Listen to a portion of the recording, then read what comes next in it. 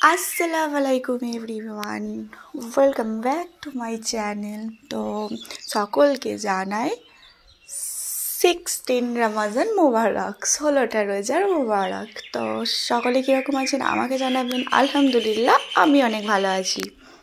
তো জানেন তো আজকে যে আমি রেসিপিটা বানাচ্ছি সেটা মূলত আমার বোনের জন্য। কেন বানাচ্ছি, কিসের জন্য বানাচ্ছি, বিস্তারিত আমি খুলে বলছি।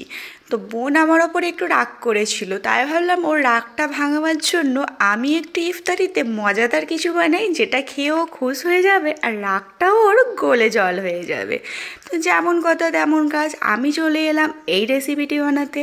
তার জন্য ফার্স্টে আমি নিয়ে নিলাম চিকেন, ওতে দিলাম লেবু, লবণ, লঙ্কা গুঁড়ো, হলুদ গুঁড়ো, জিরে গুঁড়ো, মিট মশলা।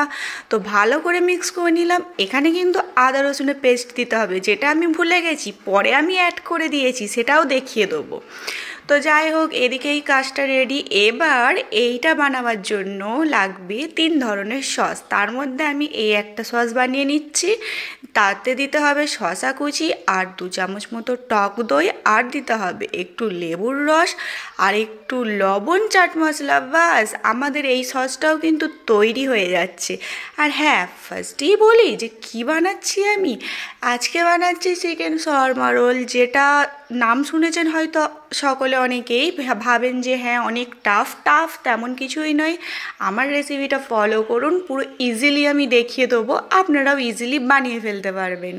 তো সেকেন্ড যে সসটা সেটা হচ্ছে মেয়োনিজের। তো মেয়োনিজের মধ্যে দিয়ে দিলাম আমি লবণ আর দিচ্ছি মরিচ গুঁড়ো। আপনারা চাইলে এখানে গোলমরিচ গুঁড়ো দিতে পারেন।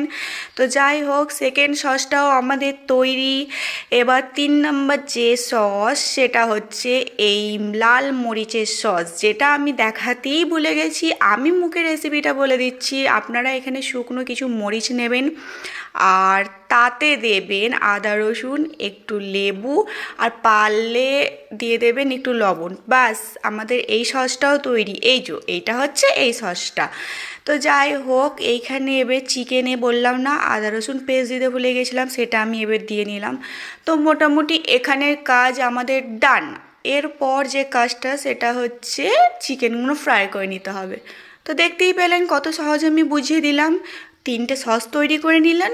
এবার চিকেনটা ম্যারিনেট করে রাখা ছিল, সেটাকে জাস্ট ফ্রাই করে নিতে হবে।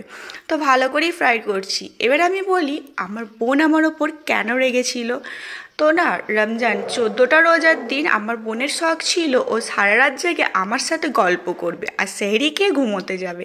কিন্তু ওর কথায় আমি তাল মেলাইনি, কারণ আমি যদি সেহরি খেয়ে ঘুমাতে যাই তাহলে আমার ঘুম হবে 1 ঘন্টা। সকালে আমার ব্যাচ পড়ানো থাকে, ওই জন্য আমি ওর তাল মেলায়নি। ওর একটু ওই কারণেই অভিমান হয়ে গিয়েছিল যে আমি ওর সাথে রাত জেগে একটু আড্ডা মারিনি। তো ও তো ঠিক সকাল থেকে সারাদিন পড়ে পড়ে ঘুমাতো, ওর তো কোনো কাজই ছিল না। ওই জন্য ও আমার ওপর সকাল থেকেই রেগেছিল যে না, দিদির কাছে একটা রিকোয়েস্ট করলাম, দিদি রাখলো না। তাই ভাবলাম ওকে এই মজাদার রেসিপিটা আমি বানিয়ে খাওয়াই, যাতে ও অনেক খুশিও হয়ে যায় আর রাগটাও মানে গলে জল হয়ে যায়।